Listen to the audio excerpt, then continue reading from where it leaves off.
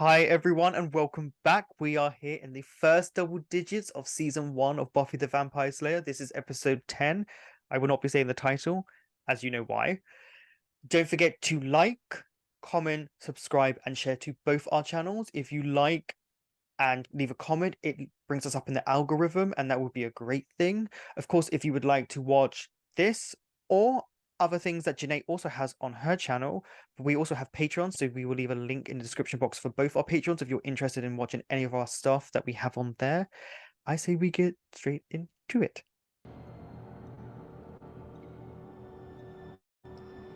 Are you getting that pillow ready? This is a dream. Yeah. Why would she be dreaming about the monsters?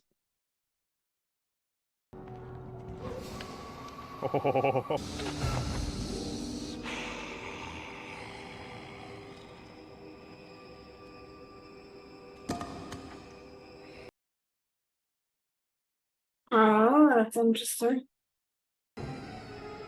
Definitely a dream. No? Yes. It's time to get up for school. Huh? You want to go to school? I mean, After it's that better dream, than the yeah. nightmare. Yeah. Good day to buy that lottery ticket. Ah! I spoke with your father. So do you see your dad a lot? Not a whole lot. He's still in LA. He only comes down for weekends sometimes. I mean, they were really good about it around me anyway, but still. My parents Well, that's are good. bigger. Sometimes they glare. Mask. Just stopped getting along. Sure, I was a really big help, though. All the slang and everything.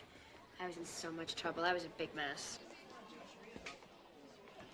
You're standing in your light. Doofus, you're in my life.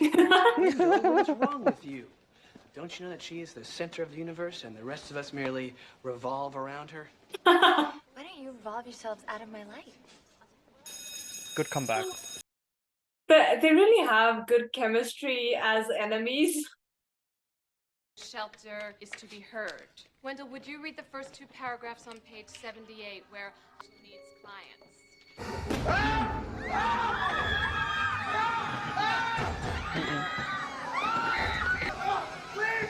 Just keep your mouth shut in case one of them gets in.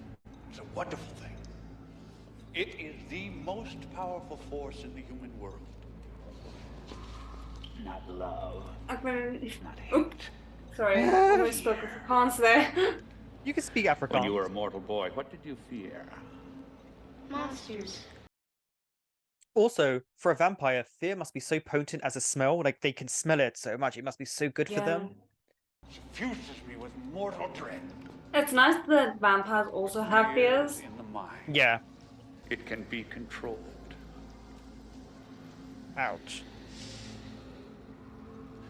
If I can face my fear, it cannot master me. Oh. I didn't sleep well. I'll say, I came in to check on you twice. You were yelling in your sleep. Do you know what you were dreaming? Not really. It's nice because even from her makeup, you could kind of tell she's tired. It's Yeah. not overt, but it's there. He's picking me up here, right? At 3:30? Honey, But those are little you worried details your are so father's important gonna for a show. Not really.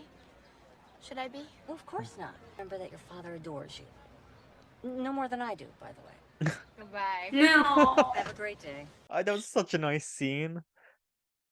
They actually look quite alike. I feel like the casting was well Right? done. Right, they really do, don't they? Looking for you. We have.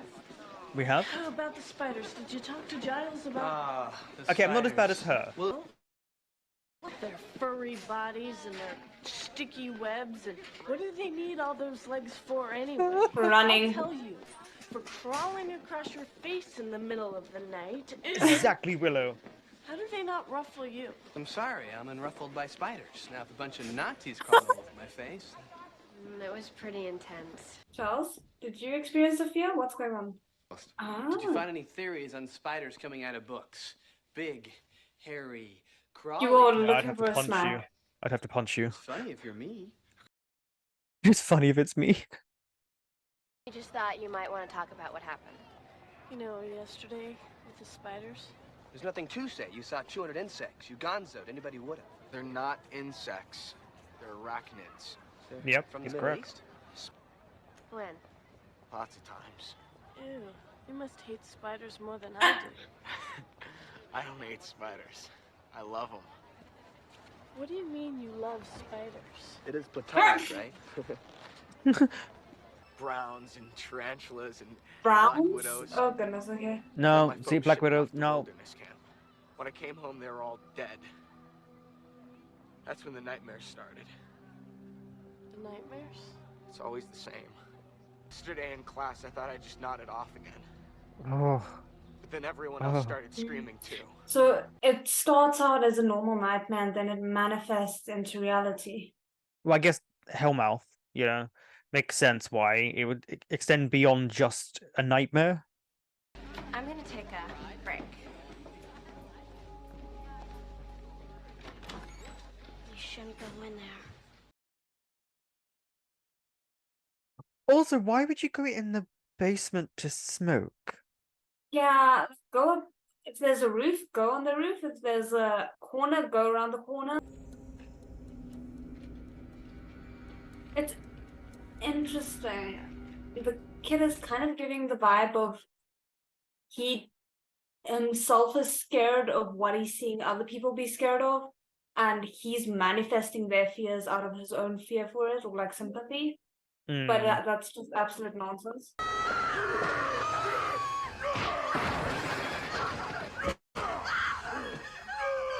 Yeah, that was. I remember feeling like that was a really brutal scene as a kid. Like, really brutal. Yeah. Can you tell us what happened? I was in the basement. I went down for a smoke. Someone you knew? Definitely not.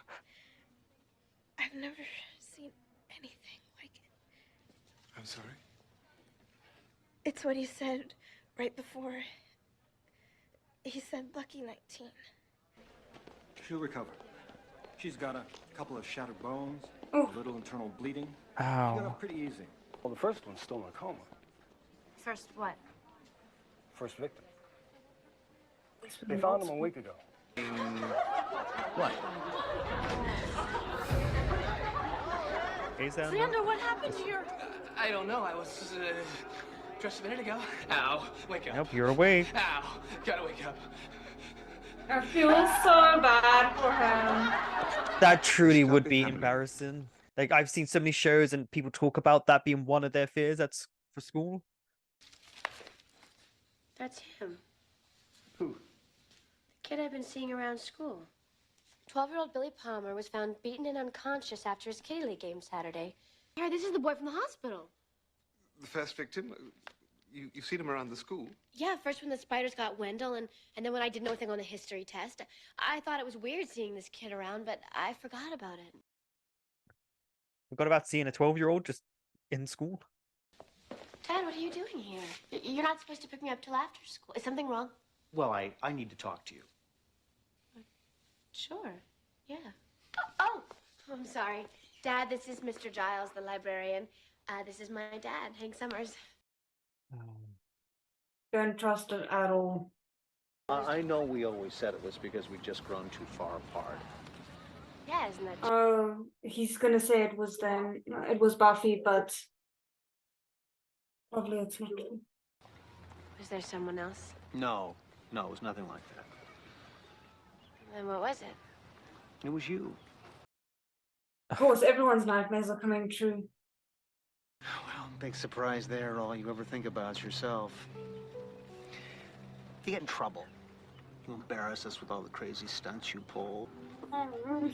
You're sullen and rude, and you're not nearly as bright as I thought you were going to be. She's very bright, actually, but anyway. Nightmares really make sense. Why are you saying all these things? Because they're true. I don't think it's very mature getting blubbery when I'm just trying to be honest. Wow. Wow. I don't really get anything out of these weekends with you. So, what do you say we just don't do them anymore? Damn. Nightmare's really coming for her relationship with her dad. Yeah, I can't get over how good Sarah Michelle Gellar's acting is in this moment. Xander kind of found himself in front of our class, not wearing much of anything. Except my underwear. Look at Willow's face. Yeah, it was really bad. It was bad. Not for Willow. Our dreams are coming true. Dreams?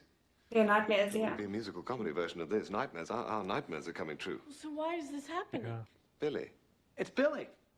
Who's Billy? Who's Billy? He's a boy in the local hospital. He's beaten. He's in a coma. I love the fact that this is Cordelia's first nightmare. Can't be happening. I was just at the salon. Oh my god. I feel like we could be related right now, Cordelia. Yeah. Hey! Are you Billy Palmer? I'm Billy. Why are you here? Is he stuck? Are you Lucky 19? That's what he calls me. The fear in his face. Who? Billy, it's okay. What? Just tell me. He's here! That was intense. What I will say is, I do actually think this is quite good fight choreography and camera trickery. Yeah. We have to hide. No, he'll find us. Yes, but we have to hide. That's how it happens. We hide, and then he comes. Also, the that's fact that very she's so nightmarish. afraid. No! You don't understand! No! Not even on the test, he likes bad! I didn't hear that song. You'd think I'd be afraid. But I'm not. It is interesting that we haven't seen her fear manifest yet. Hmm. Assuming I mean, that's she has principal made something reference like that. to it. There's part of it. Remember, he said Oh, there's Nazis. the- Yeah. Yeah. Someone else's loss is my chocolatey goodness. What if Why that's would not you chocolate? pick up any food from the floor? No. Did you lose your game last week? It was my fault. Why was it your fault? I missed a ball and I should have caught it. Exactly, What? it's not. You were the only one playing. There wasn't 8 other people on your team. Mm-hmm. Oh, the way he flinched. Sure. Yeah, I'm wondering if his dad's abusive and that monster is a visual representation of his dad. That poor student, by the way. Just that random student just knocked out. I didn't learn the words.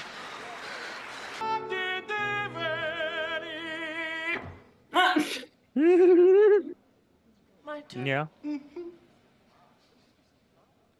Oh, yes, I know that one. Yeah. I know yeah. that fear. I feel Willow on this. My 6th birthday.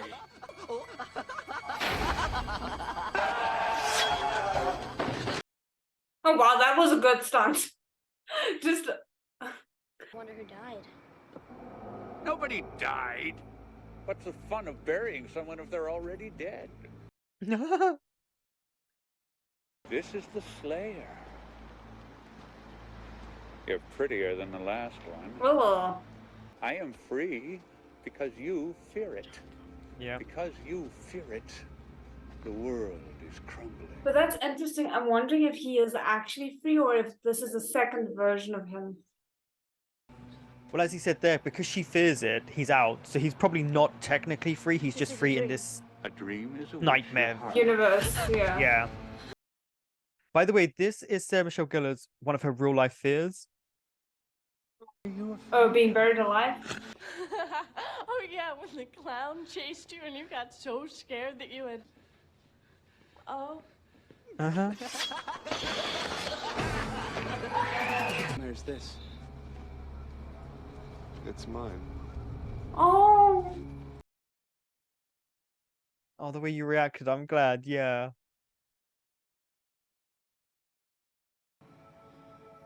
And my duty to protect you. Not yet, maybe. I should have been more cautious. But she was so gifted.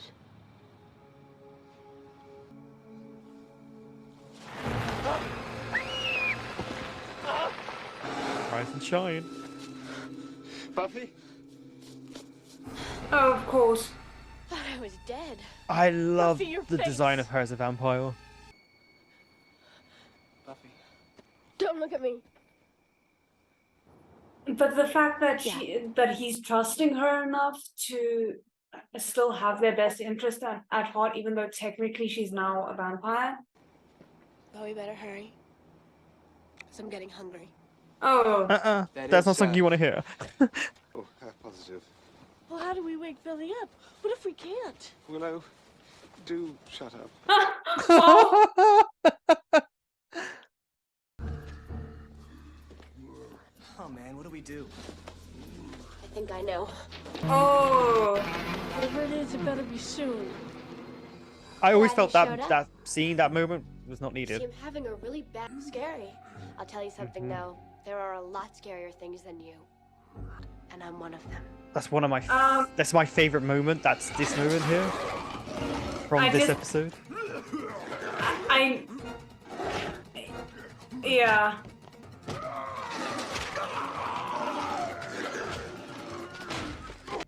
Come here, Billy. The monster slightly reminds me of in the Goonies, Sloth. You have to do the rest. Yeah, I'm thinking it's an amalgamation of all the things that someone in his life used to hurt him, like a bat or, things like that, that turned into a personification. You Scooby-Doo. I had the strangest dream. That you were in it? Who are you people? It's true. No, who are you? Every day just hoping against hope that he's gonna wake up soon. He's my lucky 19. Buffy's in protective mode. He's awake. You blamed him for losing the game. So you caught up with him afterwards, didn't you? What are you talking about? You said it was my fault that we lost. Well, I appreciate the fact that it's less monstrous than it seemed in his dreams. I'm just glad he's behind. It's just bars knowing where he belongs. what that Kinda heroic, coach did. Well, I just didn't. Have a killer weekend, guys. No, please have a very safe, uneventful weekend. Personal question? Yeah, shoot. When Buffy was a vampire, you weren't still, like, attracted to her, were you? Grotesque. So yes. Still dug her, huh? I'm sick. I need help.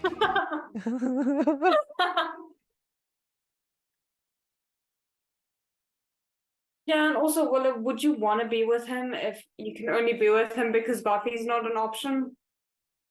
Okay, so that was episode 10, Nightmares. What did I you mean, think of this episode? I liked it more than the previous one, the Puppet Same. Master. It wasn't my favorite, but there were so many good moments in it regardless. I like the fact that this disaster wasn't ill-intentioned. Like, there was a lot of bad things that happened as a result of it, but it wasn't a situation of a person going out there and purposefully making these things happen. So that was cool. And also I just like the moments between Buffy's parents, like the moments she had with each of her parents was really well done, and seeing her fears and Giles's fears, I felt like were really impactful. Yeah, definitely. So that like, I don't know. And also one thing that I did like about this, it wasn't just one fear, because I doubt any person has just one fear in their life. There was many different fears that kept cropping up for the same people. Um, I felt it also gave us a nice insight into their nightmares, their fears that they have, and I mm, felt like it fleshed them out even more as characters. Because something you mm, pointed out was, I think, the parental moments in this show. So her interaction with her mom, who was waking her up from nightmares, who was saying, "It's mm, okay, honey. Your dad will be here. He loves you. He wants to see you." She was very reassuring, very caring. She was mm, a protector for Buffy. And then we had her dad in that scene, which I still don't understand how Sarah Michelle Gellar never got an award for her acting in Buffy, because to me, she is absolutely phenomenal in that scene. The way she speaks, cries, and looks, and how the one playing her father is interacting with her. The thing she feared the most was all the things he said to her, and knowing that that's what she yeah, thinks about herself and blames herself for, as we got clues about the parents' divorce and separation, and then him coming, to Giles looking at her when he saw the dad. I felt as if I was watching a father be protective. Giles, it felt like that with Giles, the way his body went a bit more yeah, upright. He kind of stared for a few seconds, and I love that she had three different versions of a parent in this episode, and how they all mm, interacted with her very differently. yeah, yeah, and it was just it was kind of nice because I totally agree with you with the bit where Giles was kind of like attentive when he approached, because it felt very um father figure meeting actual father, and like Yeah, or like there doesn't always have to be tension, but there often is with those kinds of situations. And the fact that it was there, but it wasn't like this overpowering and overbearing thing that felt forced. It just was a very natural, subtle thing. Was yeah. so well done between the two actors. Yeah, Um, I really like that. It also lets us know at this point, 10 episodes in, how close Giles and Buffy actually are. We've been given a mm, little bit of a clues, such as in the Angel episode when Joyce says, "Buffy talks about you all the time," to Giles, lets us know that she's really grown to care, and the same for him. And it feels mm, like it goes beyond a watcher and a slayer. It feels like a yeah, genuine father figure for her now, because this is the first time I think we're seeing her father in any of yeah, it these is. episodes. So that's 10 episodes in, and we're like, well, where have you been? And Mm, and it's like, oh yeah, of course she has a dad who's not Giles. Because at this point, I would tend to forget that, even though I know he's not her dad. mm. But I I just love seeing the assumed care. Yeah, I assumed he was an absentee father because, we're introduced with her moving to Sunnydale, and I thought, okay, maybe it's to get away from the dad or something like that. Hmm. Um, so getting a little bit more of, no, this is actually just a very normal um dynamic in a divorced family situation Yeah. is was kind of nice as well, because it showed that the dad isn't this like villain figure. He's just a dad who's doing his own thing, Yeah. and it's having an effect on Buffy even if he doesn't mean to. Yeah, and clearly he stayed in the town she was in, the city she was in, whereas they moved, because we know they Yeah, moved because she burned the gym down. Like she says it yeah, in I think episode 1. yeah, I think he's they said he's in LA still. Yeah, which is where Um, she's from, yeah. because obviously um the state is California, so they live in a different part. I think they live more, is it north or southern? I can't remember where it is, because obviously Sunnydale is not a real place, but obviously the house and the exteriors are in the school. But yeah, it's still California, but she just has moved probably, I don't know, an hour or two away from where the dad Mm, is.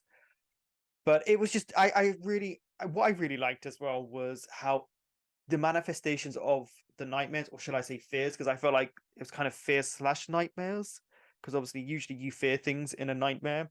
They kind of started out quite small, I felt, and then as you noticed, they really built up and got darker and darker and more violent as it went along. And I think that was a nice progression, because I don't think, for me at least, I didn't notice it at first until you get to a certain point, and then you're like, mm, oh, this is pretty brutal.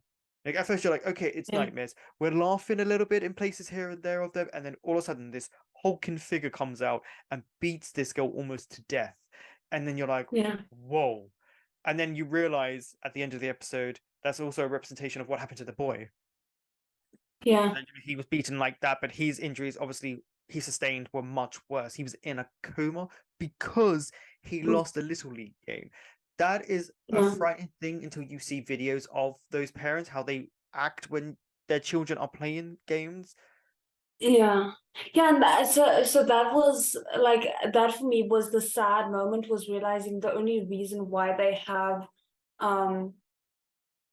why there's two similar cases is because the original one was just a legitimately awful human being doing that to a kid, whereas the other one was a nightmare that was replicating what happened to the kid. It's really sad to think, because it kind of also gives that little bit of messaging of sometimes the real monsters are just normal humans. Yeah. Also, I felt it was the typical PSA, of smoking is bad, don't smoke. It felt like they were incorporating that because it was the 90s, and that was kind of a thing that a lot of shows would do. A lot of shows would kind of have that sort of episode with the drink driving or the smoking or the drugs episode. So it felt like it was also it felt like a bit of a PSA on that end because of the image of smoking kills while she's being beaten.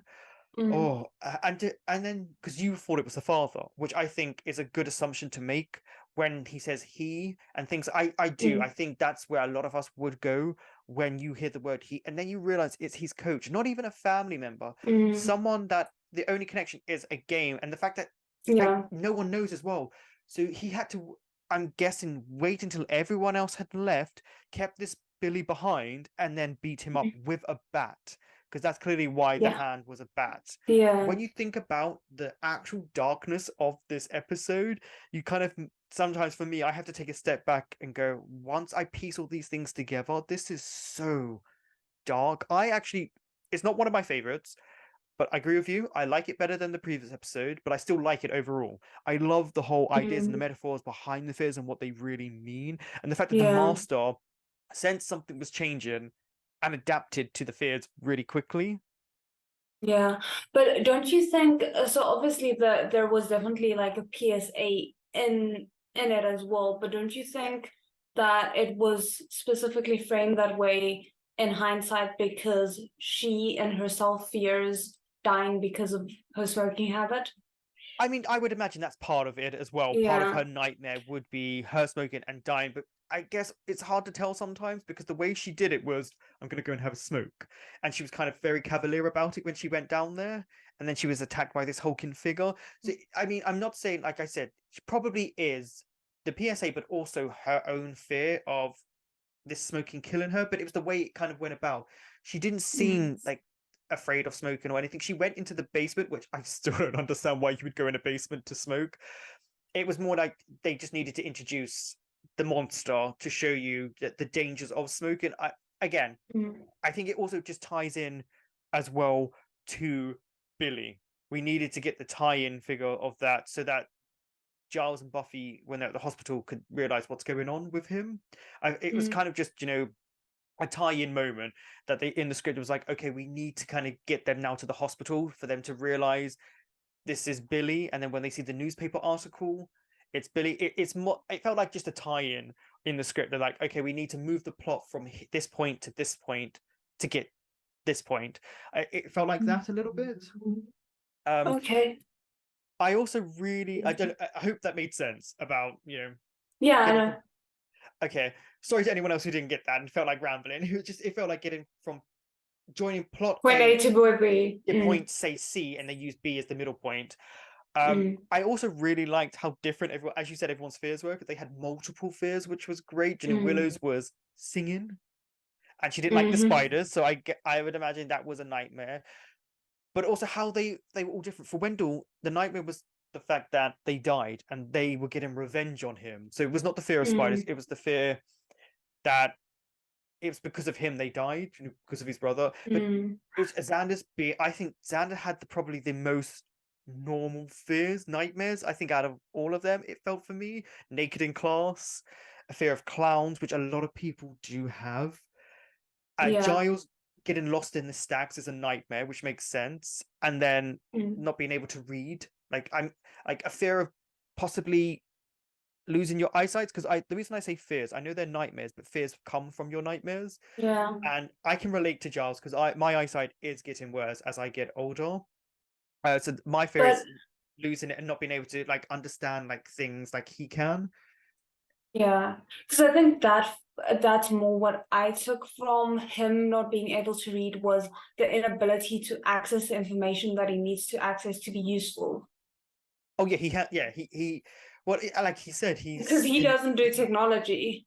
Yeah, but he can yes, exactly. And he says he can speak 5 languages as well. So it's the fear of the loss of knowledge and him being an important person as well, I felt, because when you see him at Buffy's grave, like how he felt he failed her, and that's also when it felt like a really parental moment.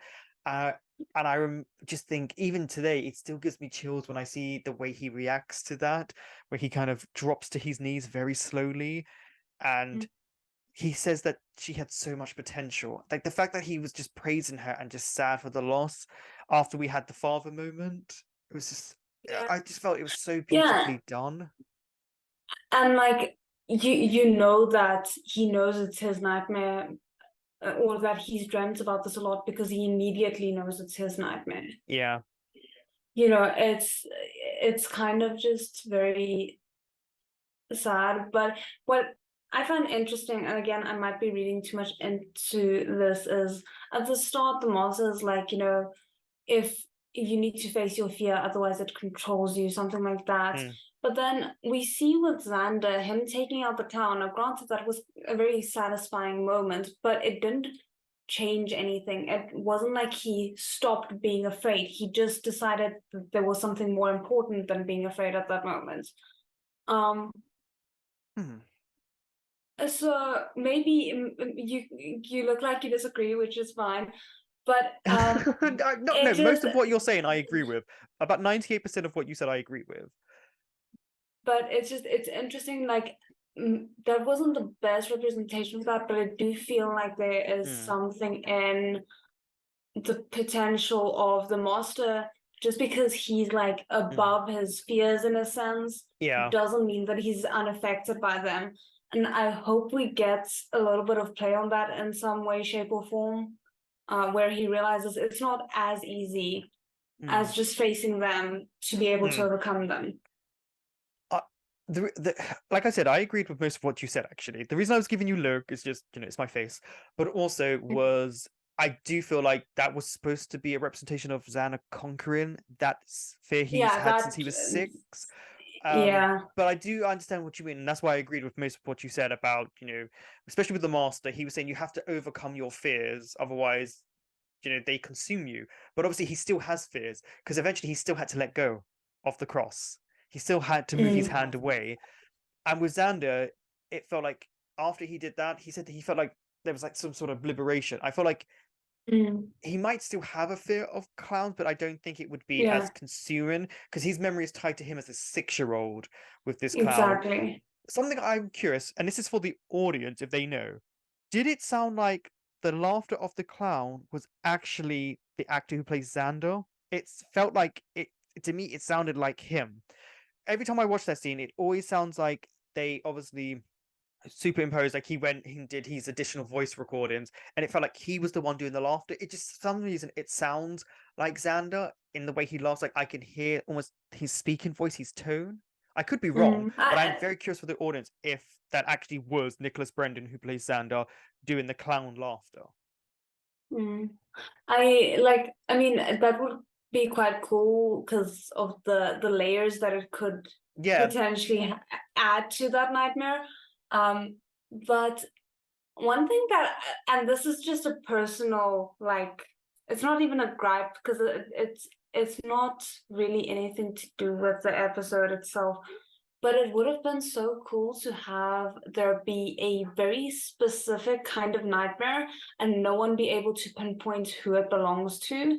Like one very specific grim thing that no one really knows who it belongs to. Because originally the thought I had with it was it would be cool if it was a fear that was tied to Cordelia, but no one figures out it's her fear, which would then give her kind of like a little bit more depth, because all her Sorry, were I'm just as soon hers as you were mentioned very Cordelia, shallow.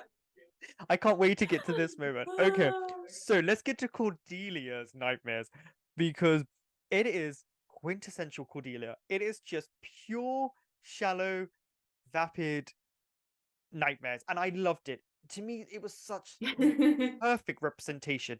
Everyone else had these, what I felt, quite legitimate fears. Hers was she went to the hair salon and her hair was messed up and frizzy and curly, and then it manifested into her becoming a nerd and on the chess team.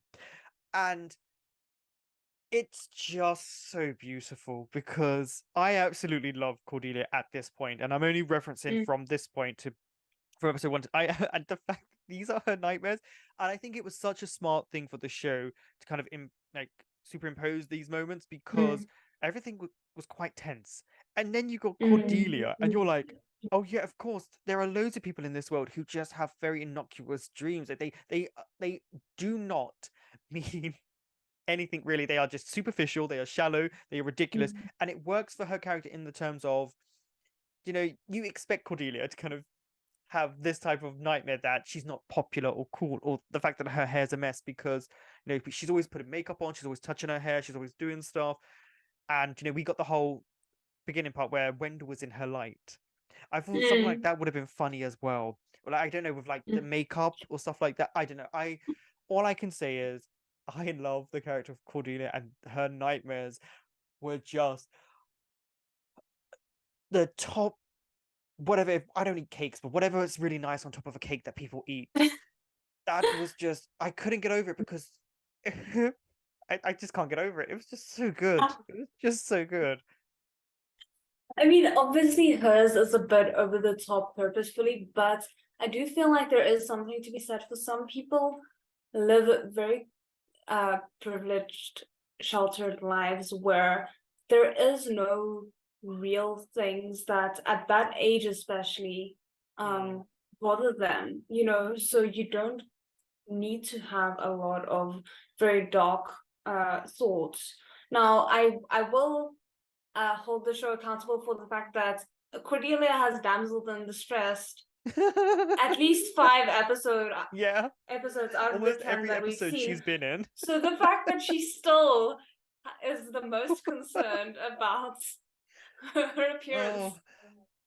I just love Cordelia. I just can't get over the fact that those were her nightmares. Every time I watch this episode and her moments come up, they are just so good because everything again is so heavy. And then you just get Cordelia, who literally lives, I guess, in rich privilege, and that the fact that her only nightmares is not being popular and having bad hair and being on the chess team. It's just brilliant because the levels to which the fears was also, I felt like, indicative of maybe how they view themselves in the show, or maybe even the audience at this point. Hers was just that. Willow's more, stage fright, which she mentioned in the puppet show. She said that she suffers from stage fright because we know she can play piano. I thought they, thinking back, they could have incorporated that as an even bigger part of her nightmare because she can play. But obviously, again, it's first season. We know the budget and stuff, like how they came. Because I said this to you, the whole flying ants thing. Yeah, that could have been left out. It had Because I remember people talking before that I think maybe in the US they had left that scene out at one point and then added it back in. But it feels like a birds reference or something. Yes, that's what I felt. It was feels the birds, a bit, But it was just that little scene. That was the only thing in the scene to me that didn't really mesh with everything else. I felt everything else worked. I get it. The worlds were collapsing in on themselves. That was the point Giles was saying. Eventually the nightmare world will become reality if you don't wake Billy up. But I mean, that was the only really negative I can personally say for the episode. Everything else I really liked. Also, my favorite scene from this episode is when Buffy steps out of into the light, when she's talking about there are a lot of things to fear, and she's one of them.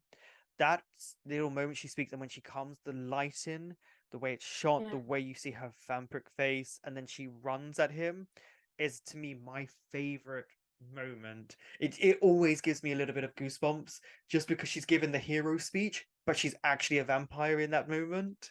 Yeah. It took me out of my suspension of disbelief for a millisecond because it looked like it was sunlight, and it was only when she moved further into the hall, the way that you could see it was light from a different room. No, but I do agree with regards to that scene because, and also the fact that Giles, again, like to me, the fact that he trusted her, was okay, I trust that you're still gonna be Buffy, you're still gonna help us, Yeah. save, because I mean, for the most part, you see with the vampires, they lose their conscience. So the fact that she still was Buffy. She just had a vampiric face. And Yeah. Giles went for it and was like, we can still fix this. Was just, added it to their bond for me. Yeah. Also, something that I think was really well done, because clearly she's not actually a vampire. It's just her being a vampire in this nightmare version. Mm. But it's the fact that she says she's getting hungry. I thought that was such a nice touch because you kind of go, whoa, she is right now a vampire. And Xander was the one that kind of was like, what? Like, and then Giles said, Joke, yeah. do shut up, Willow. It was so just quintessential British. Do shut up. But is there anything else you'd like to talk about the episode? Would you like to talk about the actor who played Billy? What did you think of him? I think he did a really good job. Mm. As far as child actors go, I felt the sadness hanging around him throughout the entire episode. Yeah. You mentioned that was the first thing you mentioned as well, that the way they did the makeup in his eyes, he was just sad. And I think it was actually really beautifully done when you look back and you realize his story as it goes along, like how he was hunched over, how he flinched, how the makeup had him looking more grey. Yeah, yeah. That he couldn't Yeah, he remember looked great, things. but he didn't look ridiculously so. Like it Yeah. just had that slightly off supernatural feel to it, but it wasn't like, oh my word, they really caked the makeup. It didn't have that. You need to look up Joseph Gordon-Levitt when he was young. He's an actor. He still acts now. But he looks so much like the one who plays Billy. So when I first watched this, I was like, that can't be him, because he'd be a couple of years older than this actor. But he really does look like him. And he was in a show called Third Rock from the Sun. He's done like the Halloween H2O movie. He's done loads and loads of movies, loads of movies. But when he was a young kid, he looked like the one playing Billy. He really did. So I was watching that going, it's not him. Because when I looked at it the first time around, like considering the fact that we've had such good casting up until this point, I looked at him and something about him reminded me of Angel. So I thought, oh, is this like gonna be a younger version of Angel? But where was the Irish accent?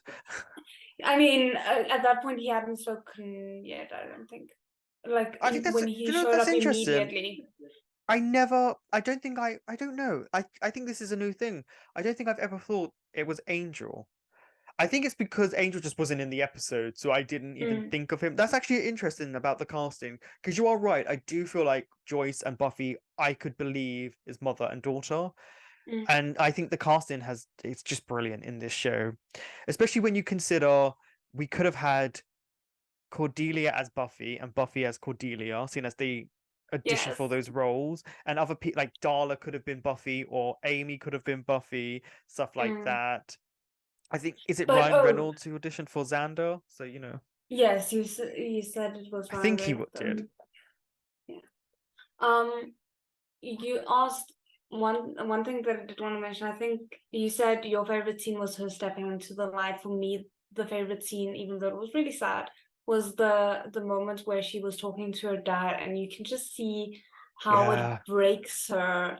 Like it was so sad and so genuine. It was not overacted at all, and it just the way, for me especially, the moment where he says it's you and she like questions it, like she doesn't want to believe that what she heard is what she heard.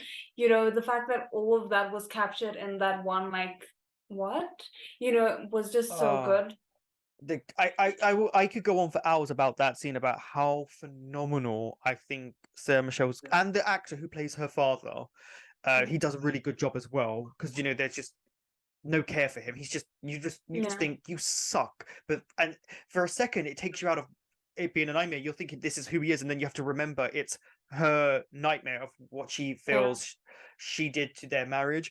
But the way she would get quieter and quieter when she spoke, the fact that you could see the tear and it hadn't fallen yet, you could see it pooling in her eyes, the fact that it felt like a child seeking their parents' Yeah, she approval, found like it so, I yeah. understand why it's your She favorite looked scene. so I young. honestly, it's probably that just that interaction is one of my favorite moments from season 1, because of how she presents this moment that you could cry watching that scene. Honestly, I feel like if you were having a bad day, or you were just someone who can cry quite easily, that's a scene that would make you genuinely just kind of your heart break. And also it's the fact that the moment before, Giles is watching them walk out and he can sense something is not right, or at least that's how it felt to Yeah. me.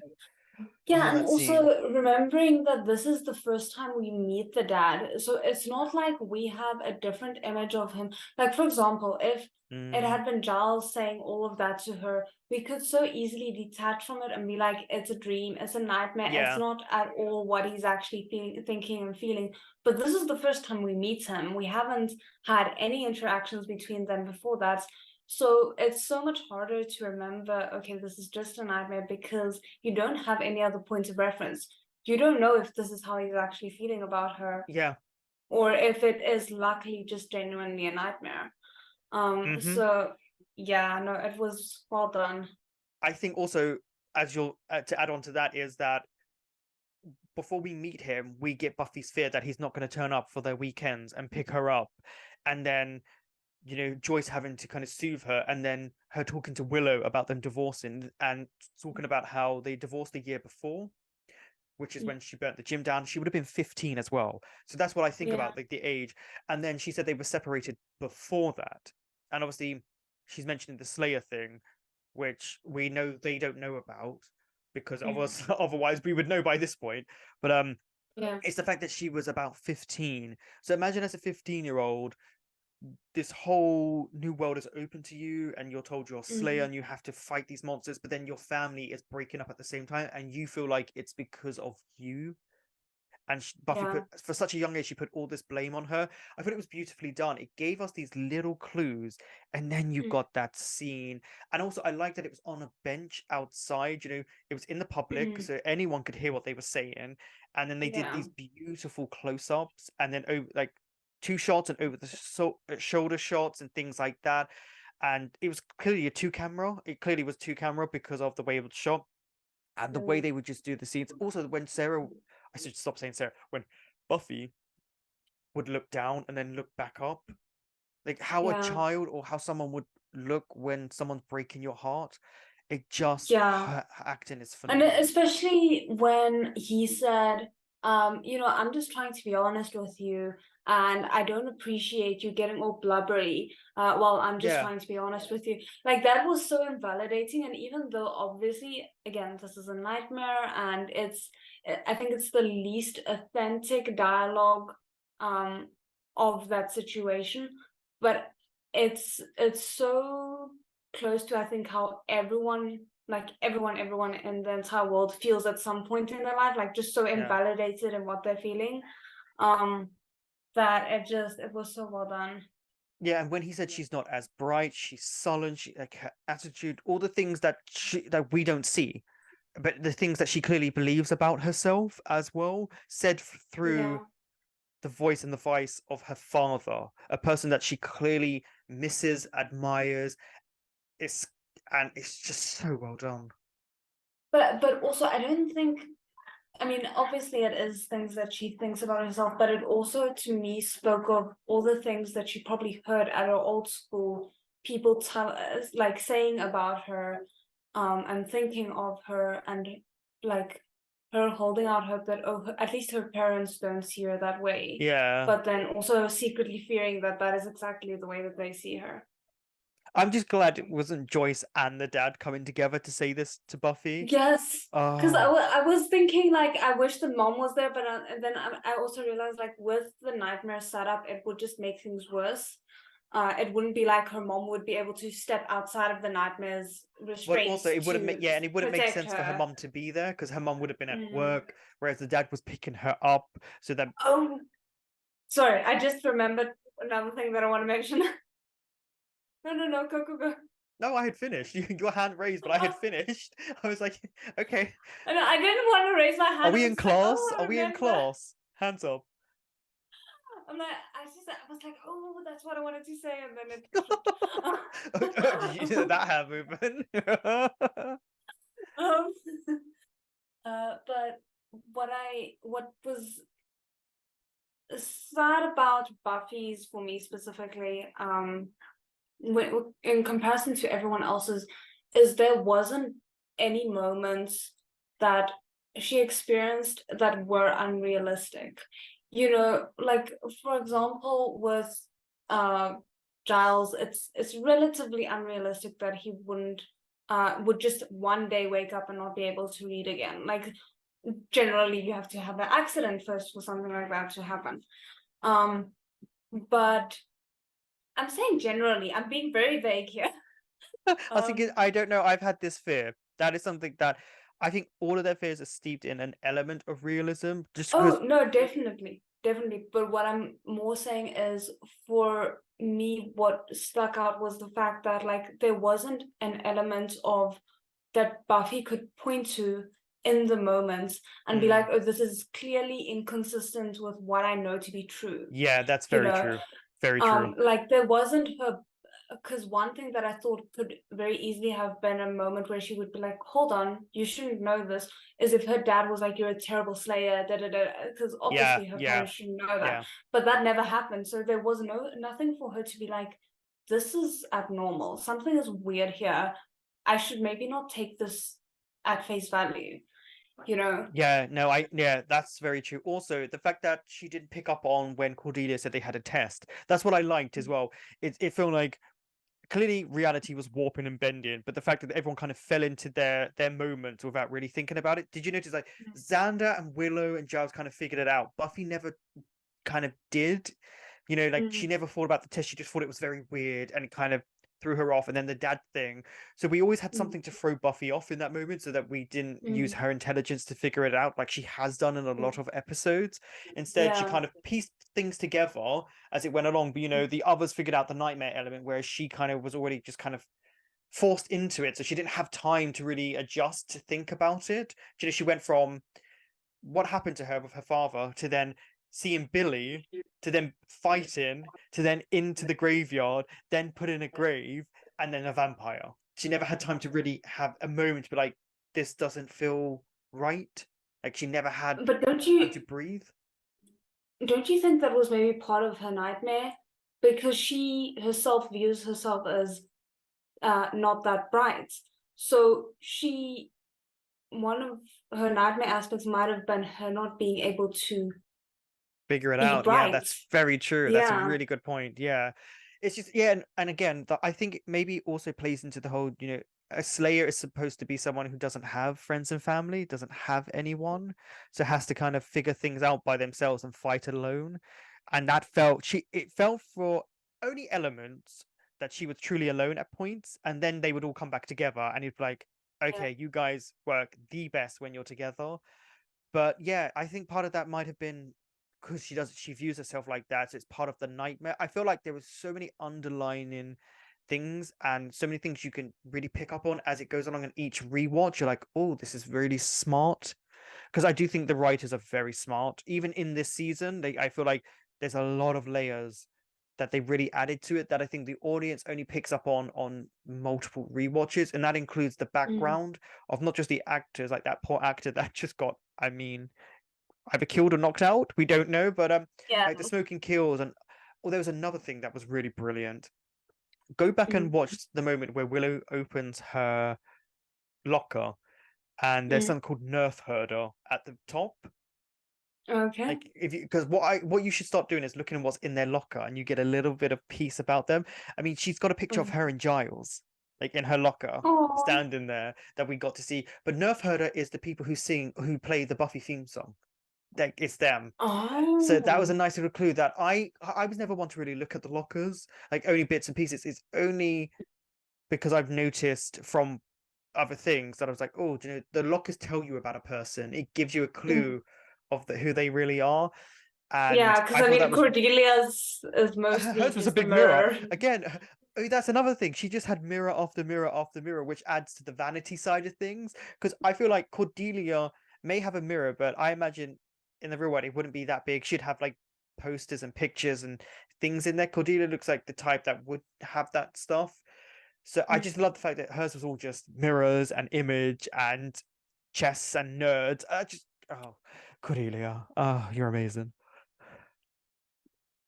I think Oh my everyone goodness. shined in this episode. Every single actor, I felt, obviously Buffy like shined the most to me, but I felt like everyone had really good moments. Now I want to know what Angel's nightmare would have been. It would have made sense because it wouldn't work, but I now want to know what his would have been.